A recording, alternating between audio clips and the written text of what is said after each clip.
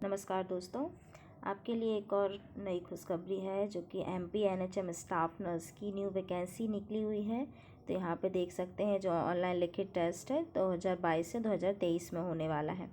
तो इसके exam form जो भी फॉर्म है वो फिल किए जाने लगे हैं। इसकी जो स्टार्टिंग डेट स्टार्ट हो चुकी है, आप अभी फॉर्म भरना स्टार्ट कर दें। यहाँ हम देख लेते हैं डिस्क्रिप्शन कि कितने पद रहने वाले हैं स्टाफ नर्स के। तो यहाँ हम देख रहे हैं कि स्टाफ नर्स के 2284 यहाँ पे सीट्स है। तो हम यहाँ देख पा रहे हैं कि यहाँ पे और ये भी लिखा है कि उम्मीदवारों में भरे जाने वाले पदों के लिए आवेदन आमंत्रित करता है। यह अनुबंध 31 मार्च 2023 तक के लिए होगा, जिससे आगामी वर्षों की वार्षिक कार्ययोजना में स्वीकृति अनुसार नवीनीकृत किया जा सकेगा। तो यहाँ हम देख रहे हैं कि 2284 पद का विवरण दिया गया है। किस तरह से यहाँ पे संविदा स्टाफ नर्स फीमेल के लिए अलग है और मेल्स के लिए अलग है। फीमेल्स के लिए सबसे ज़्यादा है 2056 वैकेंसी दी गई हैं और हमारे मेल्स के लिए 228 वैकेंसी है। अब कैटेगरी वाइज देख लेते हैं कि किसकी कितनी सीट्स रहने वाली हैं। जनरल में देख रहे हैं, आरक्षण तो हमें पता ही है कि जनरल को 27% का आरक्षण दिया गया है। आर्थिक EWS वालों के लिए 10% और जो हमारे अनुसूचित जाति SC ST और इनके लिए 20 और 16% का आरक्षण दिया गया है। अब यहाँ देख रहे हैं कि ये जो हमारे जनरल के लिए वैकेंसी है 556 है और जो EWS कैंडिडेट के लिए 205 है।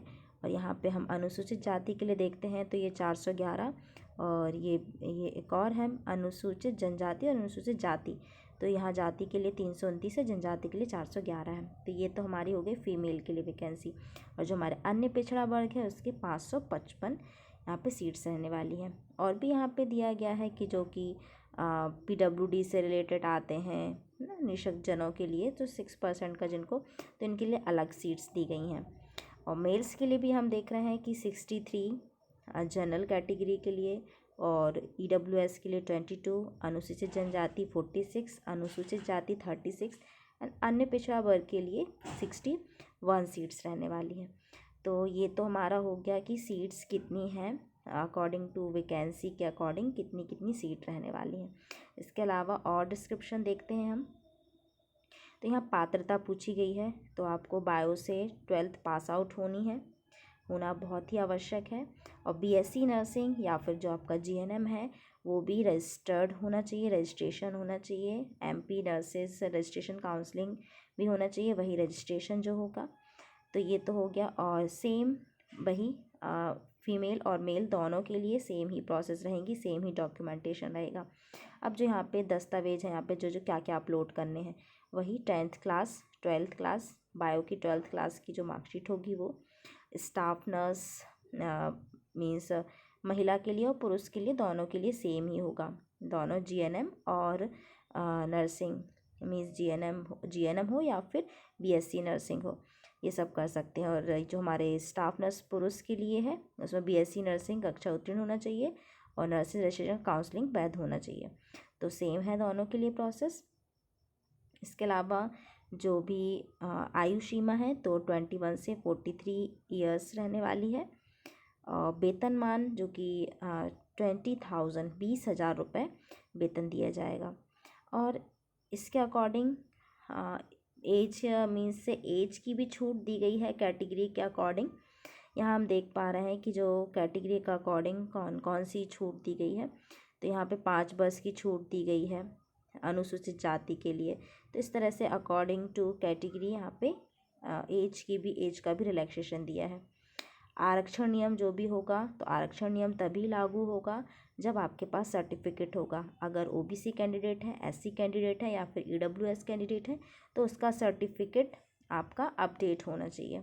जैसे कि EWS हो गया तो वो भी न्यू अपडेट ही होना चाहिए, तभी उसका आप लाभ ले सकते हैं।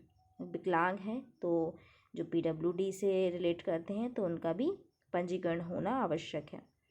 उसके अलावा चयन परीक्षा के लिए जैसा है जो भी है कि हम जानते हैं कि हमें एग्ज़ाम सेंटर हमें क्या कहाँ चाहिए है, तो हम उसके अकॉर्डिंग अपना सुविधाजनक अपना शहर या फिर सिटी हम उसे सेंटर में दे सकते हैं। यहाँ देख रहे हैं जो वेबसाइट है www.sams.com इन में जाकर हम यहाँ पे वैकेंसी देख सकते हैं और उसी को हम अप्लाई करके हम मोबाइल फ़ोन से भी इसे अप्लाई कर सकते हैं। लैपटॉप का अगर यूज़ करते हैं तो लैपटॉप से भी ये फॉर्म भर सकते हैं। इसका कोई भी चार्ज नहीं रहेगा और जो भी चार्ज होगा तो पोर्टल का चार्ज बस होगा। तो इसके अलावा आपको कोई भी यहाँ पे ज़्यादा एफर्ट नहीं करना है। तो इसको फॉर्म को आप ज़रूर भर लें क्योंकि यहाँ पे इस बार वैकेंसी काफ़ी सारी आई हैं। और यहाँ पे उत्तीर्ण होने के लिए भी यहाँ पे परसेंटेज दिए गए हैं। जनरल के लिए 40, EWS के लिए 36%, OBC के लिए 35 और SC और ST के लिए भी 30% यहाँ पे मतलब पास होने के लिए पासिंग मार्क्स यहाँ पे दिए गए हैं। फिर वो डिपेंड करता है कि नॉर्मलाइजेशन और फिर जो शॉर्ट लिस्ट है वो लिस्ट के गिरने के ऊपर डिपेंड करता है, सिलेक्शन उसी के ऊपर डिपेंड करता है। लेकिन पासिंग मार्क्स हमारे ये होने चाहिए। जनरल के लिए 40, 36, 35 मतलब कैटेगरी के अकॉर्डिंग यहाँ पे पासिंग मार्क्स होने चाहिए। ये तो हमारे जो इम्पोर्टेंट जो थिंग्स थी वो आपको बता दी हैं।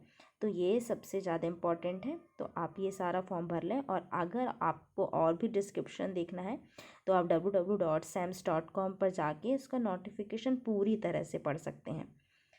तो और भी यहाँ पे जो भी आप जानकारी लेना चाहते हैं तो उसको आप पढ़ के देख सकते हैं। धन्यवाद।